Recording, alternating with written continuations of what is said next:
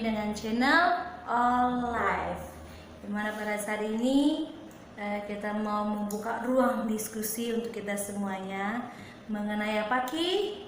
Pelakor kata orang, Pelakor atau yang disebut dengan orang ketiga.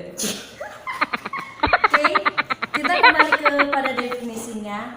Yang di mana definisinya Dale pom pom pom pom pom, ponle carne a mi sazón, son son son son, choca todo eso con mi bom bom bom bom bom, perdemos el control para ganar los dos. Oke, sebelum kami mendefinisikan apa itu pelakor, maka kita akan menyanyikan lagu apa? Orang Ketiga versi Batak. Jadi kita lihat ya. Dalam rencanaku, cinta Tuhan dalam niatku, maka honiho alai rohaku dan boi magabu saudari pehita adonga punasa sadaro audisi nama munafian cinta doa sayang doa butuh dosa dan seharusnya selingkuh Tuhan alai demi cinta walau doang manungaliho rela doa halemu ya beran ketiga. Oke, kami sudah menyanyikan lagu Orang Ketiga yang dimana arti yang mendalam mengenai orang ketiga. Coba kasih tahu dulu sesingkat mungkin ringkasan mengenai lagunya, apa sih artinya? Oke. Kalau menurutku ya, pelakor itu pelakor itu adalah orang ketiga yang merebut.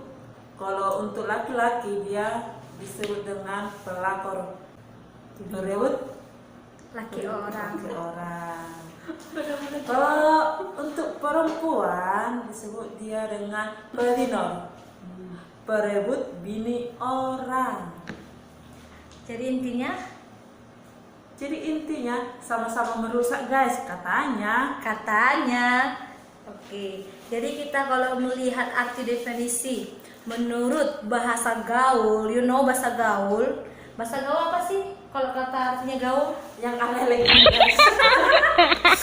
alay. Kita bisa lihat di Google ya. Yang dalam arti katanya bahwa itu sama dengan akronim dari perebut laki orang atau wanita yang mendekati suami orang atau pasangan orang dengan tujuan untuk mengganggu atau merebut. Nah, dalam istilahnya bagaimana kalau misalnya kata selingkuh?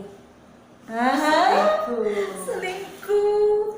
Kalau kata selingkuh berarti itu sama nggak dengan arti pelakor sama pedinor? Menurut kalian?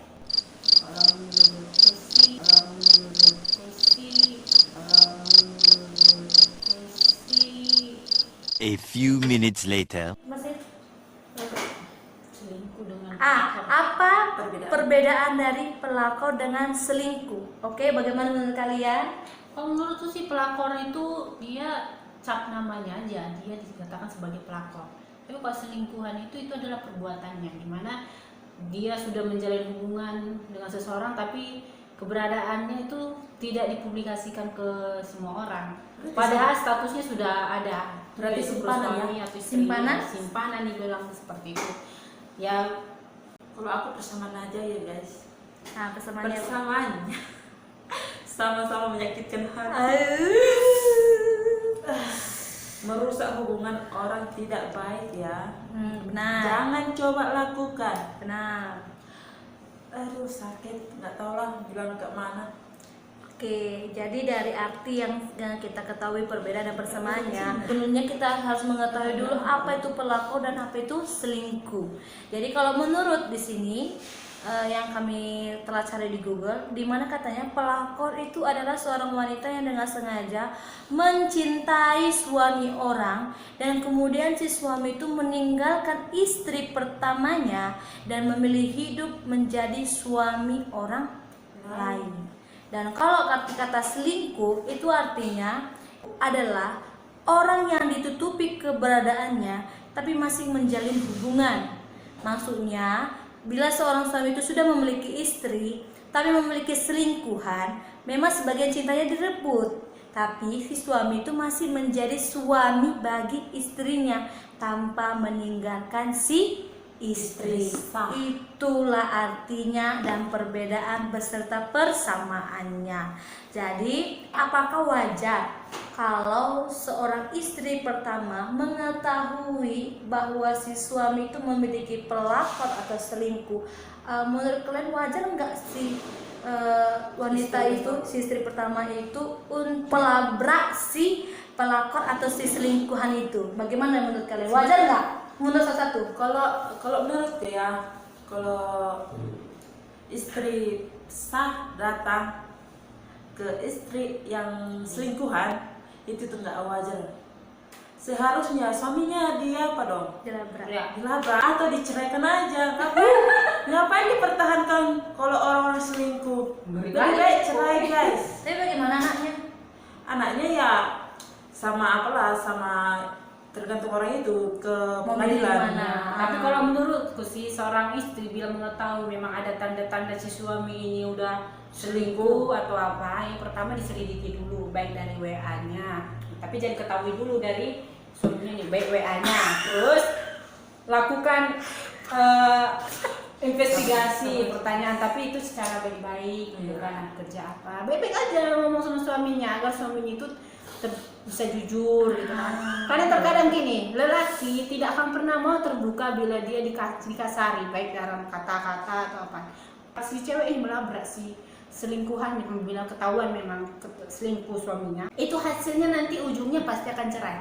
Kalau memang ingin mempertahankan suatu keluarga, caranya ya seperti itu, bertanya baik-baik. Jika memang sudah tahu siapa selingkuhannya, ya kalau bisa dicek baik-baik selingkuhannya supaya agar menjauh gitu kan. Jangan melakukan kekerasan, karena terkadang kekerasan itu membawa kekerasan sehingga rumah tangga jadi hancur, bahkan sakit hati. Kalau memang jadi istri yang bijak, gunakanlah yang pakai pikiran dan saya, jangan gunakan otot. Otot itu digunakan oleh laki-laki. Jika si istri mengetahui si suami pun selingkuh, mereka pun rujuk pun memang pasti terkadang ada masalah yang bisa bikin hancur, tumbuh-tumbuhan lah, ada yang sampai bunuh-bunuhan lah kan karena itu. Jadi kalau sebagai istri ya udah sabar, serahkan sama Tuhan, kembali ke Tuhan kita sekarang ya. Karena gini, yang mempersatukan dua orang itu menjadi satu bukanlah kita yang sebagai manusia, Tuhan. Sehingga kita, kalau banyak orang yang berpasangan itu karena apa bisa satu, ya karena Tuhan mempertemukan mereka. Jadi kalau bisa mereka pun berpisah itu karena Tuhan. Nah, mereka akan bersatu walaupun ada orang ketiga. Ujungnya setia kepada pasangannya seperti itu. Jadi meskipun ada orang ketiga, jangan menggunakan kekerasan kepada orang ketiga yang memperebutkan suaminya. Kenapa? Suami ini belum tentu dia mengakui statusnya dia sudah menikah gitu. Jadi jangan mempersalahkan si wanitanya saja, si laki pun dipertanyakan kenapa dia berbohong kepada si orang ketiga ini. Karena intinya kalau Anda sudah beristri ataupun sudah bersuami, rawatlah suami dan istrimu yang baik gitu loh. Ya caranya banyak sekali. Nanti kita bikin upload di sini deh cara-caranya bagaimana istri atau suami yang bertakwa kepada pasangan masing-masing gitu-gitulah. Nantilah kita berikan. Tapi mohon maaf, kami bertiga ini walaupun belum pernah sama sekali menikah, tapi kami sudah banyak mensurvei kepada teman-teman kami yang sudah sering sharing cerita kepada kami bagaimana mereka mempunyai masalah dalam keluarganya. Kita juga sudah memberikan nasihat-nasihat, mungkin mereka bisa terbantu. Jadi intinya begini, mengapa si suami atau si istri itu bisa direbut oleh orang? Itu dipertanyakan kepada dirinya sendiri. Iya. Karena mengapa? Koreksi. Banyak orang yang mengatakan itu karena kita kurang merawat diri, kita kurang mempercantik diri, kita kurang untuk memberikan kebutuhan kita kepada pasangan kita. Namun intinya kembali, kalau kita ada katakan cinta, sayang, dan kita sudah memutuskan untuk berkeluarga, seharusnya kita itu fokus untuk membina keluarga. Jangan mudah untuk dipengaruhi oleh orang ketiga, yang dimana pada saat ini pelakor ini atau selingkuh ini ada oleh karena kita tidak mempunyai kekuatan diri kita untuk tidak dipengaruhi oleh orang luar.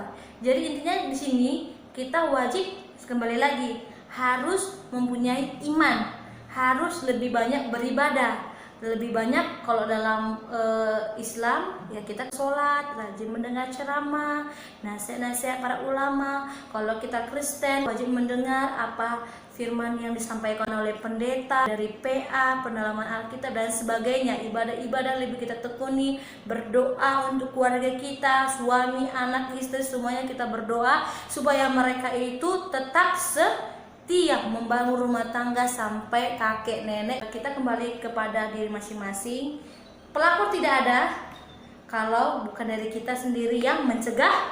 Dia pikir cantik atau apa, ketika dia sudah melihat bahwasanya si istri kurang cantik atau gimana, dia kembali melihat ke si orang ketiga ini. Oh, ternyata seperti ini yang kuidamkan selama ini. Itu makanya terjadilah pertemuan antara orang ketiga ini. Jadi kita nggak bisa menyalahkan si wanita ini yang salah, orang ketiga ini bukan, tapi si laki-laki ini karena sudah mempunyai niat untuk merencanakan sesuatu kepada orang ketiga ini, dan orang ketiga ini pun dia terpaksa ya harus mengikuti. Kenapa? Mungkin dia sudah termakan gombalan mau dari si laki-laki. Dan kita semuanya kepada seluruh kaum wanita yang di seluruh dunia, baik di seluruh penjuru dunia, khususnya dari Indonesia, kepada kita semuanya, jangan pernah bersedih kalau kita dibohongin, tapi tetap kuat. Apa yang memberikan kita kuat?